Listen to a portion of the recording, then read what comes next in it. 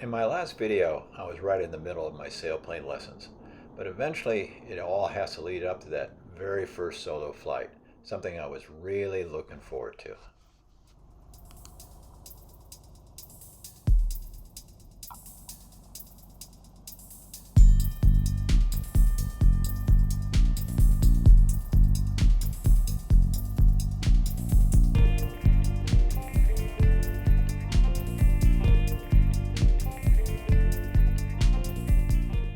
So my instructor, Gray, kind of went over everything with me. He felt I was ready. I felt I was ready.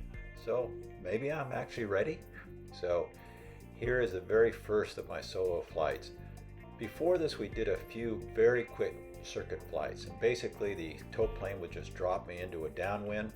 I would just go downwind base to final, and it would be really quick in about 4 minutes. I did this a couple of times.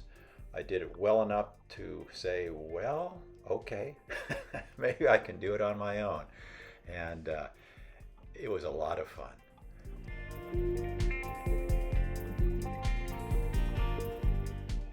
So when you're flying in the front seat and nobody's in the back seat, you want to make sure that that stick is free and clear in the back seat. You don't have anything wrapped around it, any seat belts that might bind it, and basically make you absolutely helpless in the front seat to fly the plane. So that's taken care of. Gray is going to hold that left wing up for me, and I'm going to be towed for my very first solo.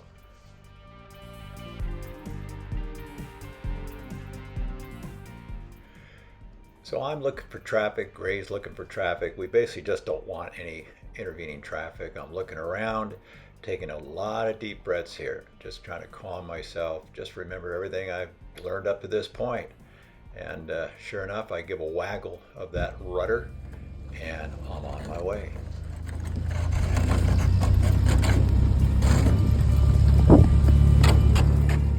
So the takeoff wasn't too bad. The right wing did come up as quickly as I would have liked, but I leveled it out pretty well. And again, my main task is to stay in ground effect until the tow plane takes off, just like any other tow. But that tow plane is going to make a very quick left turn.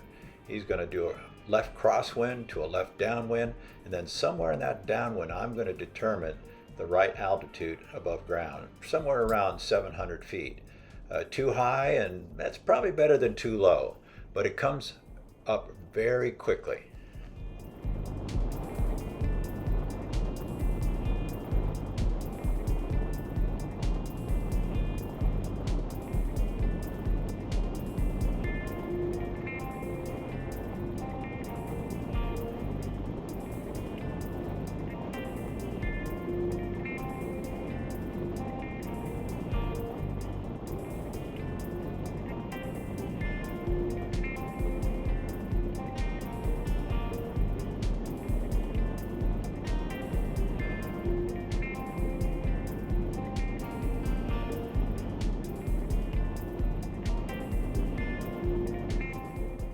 So I'm getting very close to the altitude I think I would need in order to make a safe downwind, base, and then final. So I've released the tow plane. Now at this particular maneuver, I do not go right. I obviously go straight. The tow plane makes an immediate right out of the vicinity, so we're clear of each other just fine. So I'm looking basically at this time, what's my altitude? And am I too close into the runway? You can see there just off my nose right now. Am I too far? So I just kind of assess that and make small changes. At this point, I want a real stabilized approach. I'm getting to where I think, yeah, I'm going to start my base anytime now. I got to be careful of the group of trees. There's a power line on close final.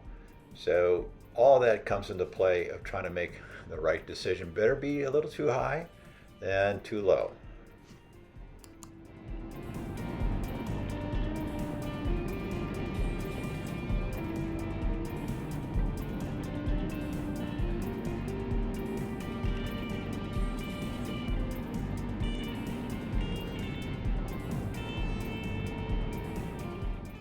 So as I turned from downwind to base, I could see that I was probably lower than I wanted to be. I usually put in half spoilers at this point, which is what I did. But then started to realize that, yeah, I want to back off from that. and I think I should have backed off a little sooner. I wasn't dangerously low, but if this were going into a real big headwind right now, I would be dropping without making much forward progress. So that could have been a little concerning. As it is, I just pretty much closed the spoilers or the dive brakes, and I was having no problems meeting my aiming point. However, as I found out, with no dive brakes or spoilers deployed, you are going to just really get in that ground effect and fly a long time before actually hitting the ground, which is what I did. At this point, I knew that that was going to happen. I didn't want to deploy any spoilers because I didn't want to change any pitch attitude this close to the ground. So I probably went about 50 yards further than I really wanted to. But I felt like no problem. Better just land safely than try to do anything at the last minute. And kind of learned a real nice lesson on this particular flight.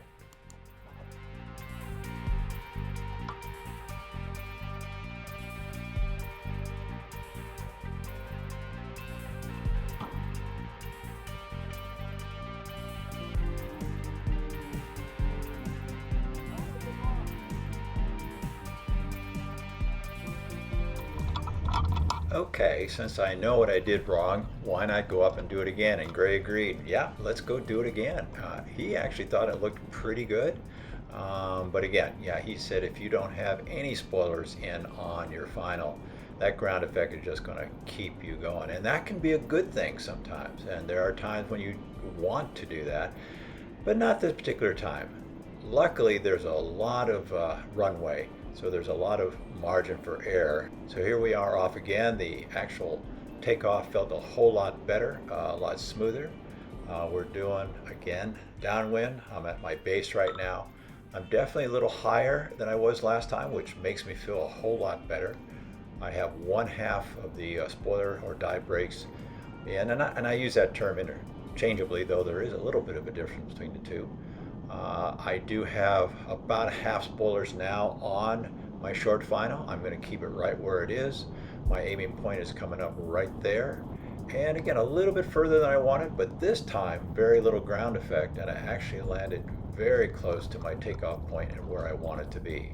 So felt a whole lot better. I did put a little brake on here to stop a little sooner than I would have if I hadn't done that.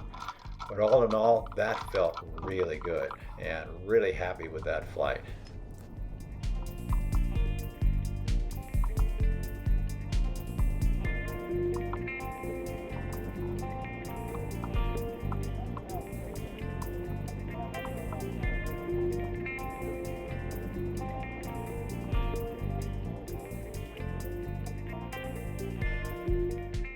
So it was a beautiful day to solo, and I'm really happy that it went well.